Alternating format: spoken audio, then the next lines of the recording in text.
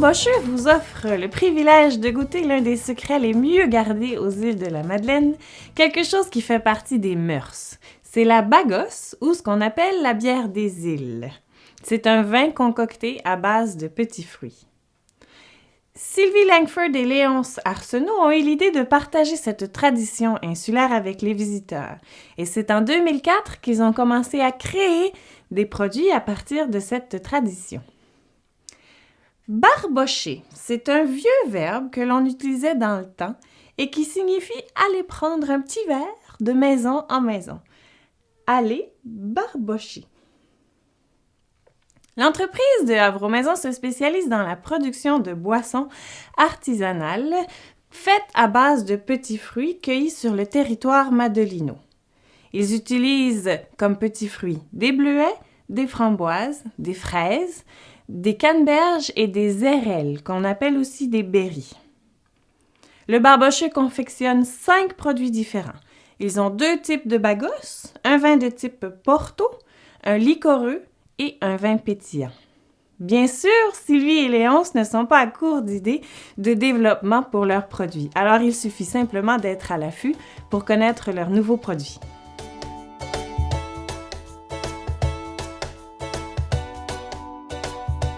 Les produits vedettes du Barbocheux, ce sont les bagosses. Pour les 2 bagosses, l'alcool provient du sucre transformé du fruit, mais aussi de sucre ajouté lors de la fermentation. Je commence avec la bagosse fraise et framboise. Celle-ci, elle fait 13% d'alcool. Au visuel, on est vraiment très près du rosé Tavel. Le Tavel, c'est un vin rosé français qui est très, très, très foncé, donc près du vin rouge. Au nez, ce sont des arômes définitivement de confiture de petits fruits et d'épices. Et en rétro-olfaction, les arômes se rapprochent de ceux de la pâtisserie. C'est une texture grasse en bouche, avec une belle finale persistante. Grâce à son côté sucré et fruité, la bagosse de fraises et framboises, on aime beaucoup la servir avec des coquillages, donc avec des pétoncles frais, des huîtres ou des moules. Et si vous ajoutez une herbe fraîche finement ciselée, comme du basilic ou de la coriandre, ça va être d'autant plus harmonieux. La bagosse, pissenlit et canneberge, quant à elle, elle fait 13,5% d'alcool. Ce vin artisanal se rapproche beaucoup plus du goût typique, le goût originel de la bière des îles que l'on faisait et que l'on connaissait dans le temps. Elle est de couleur dorée et autant au nez qu'en bouche, c'est une fraîcheur très agréable, légèrement herbacée au nez, mais aussi les fleurs et les épices. En bouche, c'est d'abord à l'attaque la canneberge, mais elle laisse rapidement place au pissenlit pour s'en aller vers une finale avec une douce amertume. Les bagosses, si vous les prenez en apéritif, alors c'est excellent avec du foie gras ou avec des terrines relevées comme celles qu'on fait au loup marin et canneberge. Si c'est un digestif, alors optez pour celle au pissenlit, qui est particulièrement intéressante avec des desserts de fruits confits ou des desserts de fruits exotiques. Sachez que la bagosse au pissenlit fait un mariage intéressant avec le jeune cœur de la fromagerie du Pied-de-Vent. Une fois ouvertes, ces bouteilles ne se conservent que quelques jours au frigo.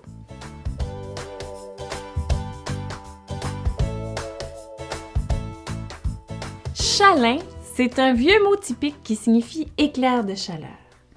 Le chalin, c'est un vin fortifié qui fait 19% d'alcool. Il est concocté à base d'érelles et de bleuets sauvages du territoire madelino. Il est de couleur rubis très foncé. Il a un profil aromatique beaucoup sur les fruits, les petits fruits, et l'alcool, mais sa particularité, ce sont les arômes d'épices. En bouche, à l'ouverture, on est beaucoup sur le sucre du bleuet, mais par la suite, on découvre la subtilité de l'érelle. Comme le Porto, un chalin, on peut le servir en apéritif, en digestif. Il peut accompagner des desserts faits de fruits confits, de chocolat ou de sirop d'érable. On l'aime beaucoup avec du fromage bleu et il est même conçu pour accompagner le fromage Pied-de-Vent. qu'il est important de savoir, c'est que le chalet, on doit le servir rafraîchi. On peut donc le conserver au frigo. Parce que sinon, s'il est trop chaud, il risquerait de présenter des arômes d'alcool exacerbés, un peu trop présents. En cuisine, on aime beaucoup utiliser le chalin tel quel. Donc, on peut en faire des réductions, on peut déglacer des fonds, napper des viandes, napper des poires pochées. On peut mariner nos viandes dans le chalin. On peut en rajouter un peu dans notre confit d'oignon. Ça va très bien accompagner nos charcuteries et nos terrines. Une fois ouvert, le chalin, on le conserve au frigo 1 à 2 mois.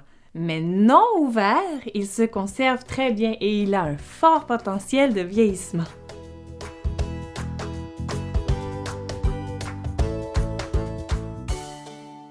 L'Ariel, c'était une goélette bien connue des Madelinos qui transportait des marchandises dans les années 50. Cette goélette, c'était la propriété du grand-père de Léonce.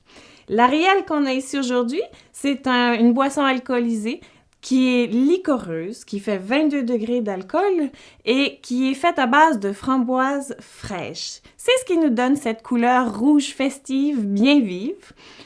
Au nez, ce sont des arômes puissants de la framboise fraîche et aussi le sucre qui est présent et qui nous fait une texture onctueuse en bouche. On aime servir l'Ariel frais, comme ça tout simplement, autour de 10 degrés. Sinon, sur glace en digestif, c'est très intéressant. Si vous cuisinez avec l'Ariel, vous allez apporter saveur et couleur bien particulières à vos plats. Alors, ajoutez-en à vos vinaigrettes, à vos coulis, à vos desserts. Vous pouvez napper la crème glacée à la vanille d'Ariel ou bien le fameux gâteau au fromage pied de vent. Vous pouvez utiliser l'Ariel pour vos ingrédients comme ingrédient magique de vos cocktails, mais surtout, vous allez faire de magnifiques kirs ou kirs royales. Une fois ouvert, l'Ariel, vous le conservez au réfrigérateur 1 à 2 mois.